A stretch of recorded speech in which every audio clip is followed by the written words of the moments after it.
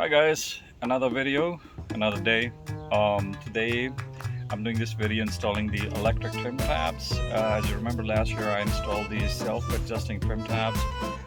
Even they were not bad. They give a good whole shot, but it becomes a problem when you have when it comes to balancing issue. Three people are on one side on the boat and one person on the other side. The boat tilts towards one side, and those automatic trim tabs doesn't help with that. So to overcome that, they suggested electric trim tabs. The self-adjusting trim tabs, if you're in a budget, is a good thing to have. I mean, nothing wrong with that. But I would suggest to install the electric trim tabs. And now, between electric and hydraulic, a lot of reviews and a lot of suggestions that I read, they say to install the electric trim tabs because the response time is much faster and the installation is much easier. So we're looking at that. So let me show you what I got, and these are from Amazon. I bought them from Amazon. It's a complete mounting kit, meaning it brings the trim tabs, the actuators, the extra cables, and the switch. It brings the switch with the LED indicators, meaning you can see at any time and point what level both of your trim tabs are. And also it lists, if you look at by the model number I have is 15110-103. These are 12 by 12 and is a complete kit with the LED indicator. And so Lenco is a brand that Western Marine sells as well. So it seems like a pretty decent trim tab. And few of the things that I mentioned is a instance response, makes the fuel efficiency better, 100% electric, and eco-friendly, and it's a plug and play option. So that was the main thing for me, to plug and play, because the installation is much easier. So let's go ahead and we're gonna remove our old automatic or self-adjusting trim tabs. You got to make sure the holes that we're not going to use, you put marine grade silicone in them, and you got to make sure you have a silicone which is below water, recommended for below water usage. It's a little bit more in money, but trust me, it goes a long way. So let's go ahead and open up these screws. Alright, so what I've done, I put the tape over here, and I got the screws already, the holes already drawn, so I can drill. And it says use a 3/16 drill, and I have the 3/16 drill, and the depth of the screws is 1 1/4. So we're gonna start drilling. The reason I put the painter's tape because it doesn't let the fiberglass to chip. So we can start the drilling process.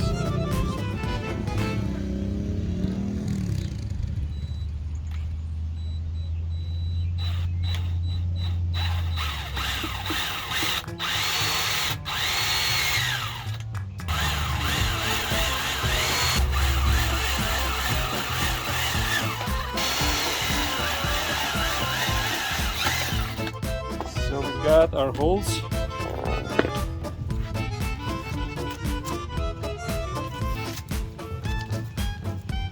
We're going to use a whole lot of our silicone to cover the hole, and we can put a good tap over here.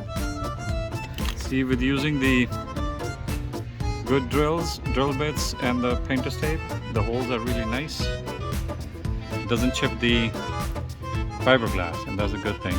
And all these other holes we have, we can put a whole lot of silicone, in fact, on the whole thing when we mount it, so there's no water intrusion.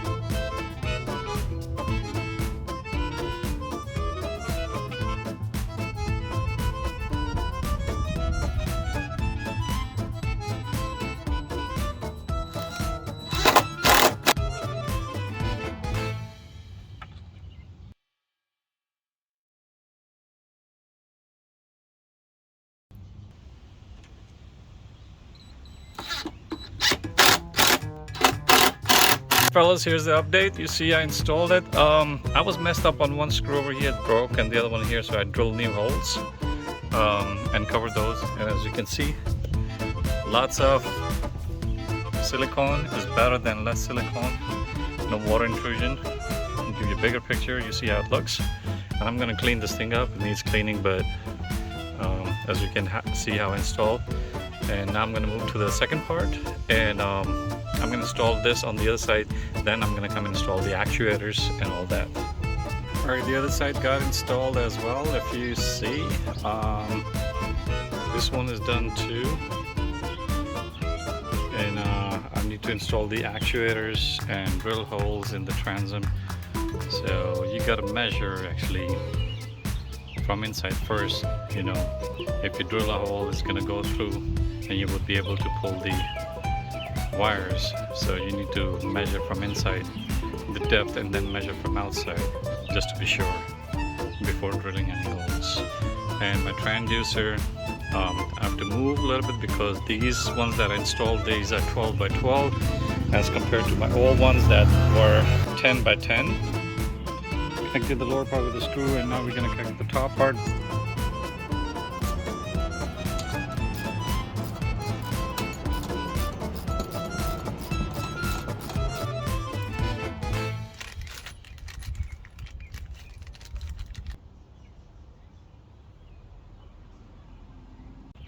Now here's the key thing that I want to share with you.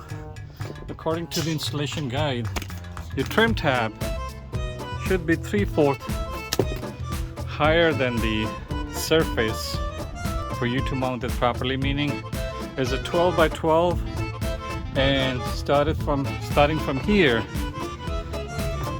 it should be 3/4 higher, and then you draw your actuator bracket right here and you cut holes through that.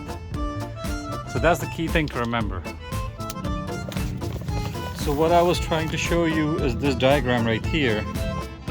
So according to this diagram, if your trim tab is 9-inch, the distance you can have, it starts with 3/8. That what we did. For 9 inches 5/8, for 12 inches it has to be 3/4. So we have to have this trim tab lifted 3/4, and then we mark the top bracket and mark it, and then we draw the circles. So based on your trim tab, that's how much you can do the lift. The initial lift was 3/8, and then up to 12 inches is 3/4. And that's how we're gonna do it. So what I've done, I've looked at my rafter, and this width is about 3/4 what they're mentioning. So what I'm using is a 4-foot straight edge that I'm gonna put it straight to the bottom of the boat and align my trim tab 3/4 higher, and then over there I'm gonna mark my actuator bracket and drill holes. All right, let's try to do it. Should be a 2-person job, but since I have nobody right now, so I try to do it alone. I align it straight with the bottom of the boat, and I'm going to use this because this is almost like 3/4 of.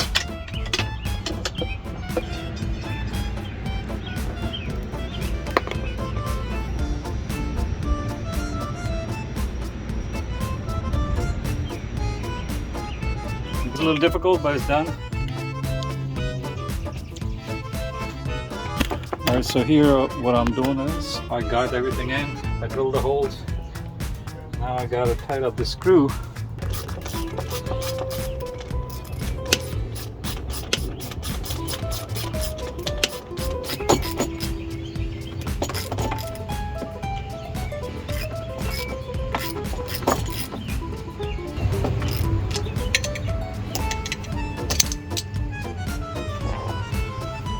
So if you see, this is how we got it. I left a little bit of play in the wire over here in case, you know, of anything, but this is about 3/4 higher than where it should be. We drill the holes and this is in, and that's how we install the trim tabs. I'm going to repeat the process on the other side, and the next part is the switch, adding the switch and stuff like that. And now if you want to see the measurement from the pivot all the way up is 11 inches like the book says. So we know our installation is good. If you can see, I got the second one installed too. A lot of silicone and I'm okay with that. That's not a problem. You know, silicone is better. I wouldn't put under in there. I don't know if you guys can see. But, you know, safety first. Gonna make connections to our wires, run them all the way to the front of the boat, and attach the controller switch. I'm going to use this Klein tool, steel fish tape that I'm going to run from here all the way to the helm.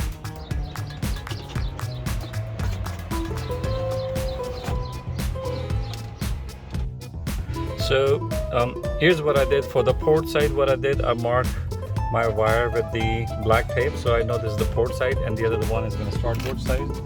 And what I'm going to do is to use electrical tape to connect with the fish tape.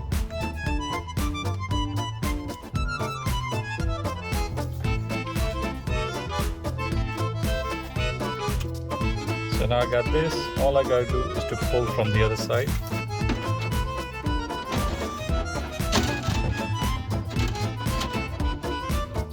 Okay, now that we got our wires out running from the helm all the way to the back, now we're gonna connect our actuator wires, which are one on this side and one on this side. And if I look at the instructions, it says insert white wire into number 1 grommet hole and black into number 2. Make sure to insert wires until contacts lock in place. So we're gonna do that. For that we need these, and they're marked 1 and 2. Let's see where they're marked. All right, 1, 1, and 2. If you look to my right, that's 1, and on my left is 2. So 1 and 2. So we're gonna take it from here. So I heard the lock. I'm gonna do the number 2. I'm gonna do the number 2 now. Number 2.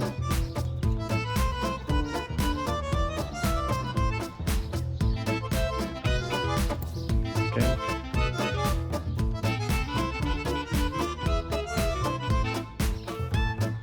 Alright, once we have that, the next thing we're going to do is to enter this plastic thing to make it waterproof and hold tight. And you hear that click. Once you hear that click is in. So we're done with side number 1. Now we're going to move on to side number 2.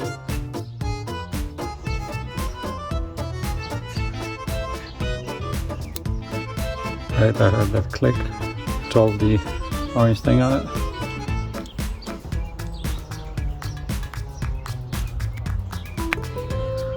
That's complete. That's good. And now we're gonna wire. So when we're gonna wire this, I want to make sure